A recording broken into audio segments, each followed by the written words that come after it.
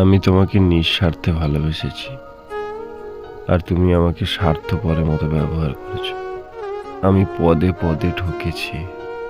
তোমার ভোলা ভালা মুখটা দেখে সত্যি আমি বুঝতে পারিনি তোমার ভিতরে একটা কুৎসিত চেহারা লুকিয়ে আছে।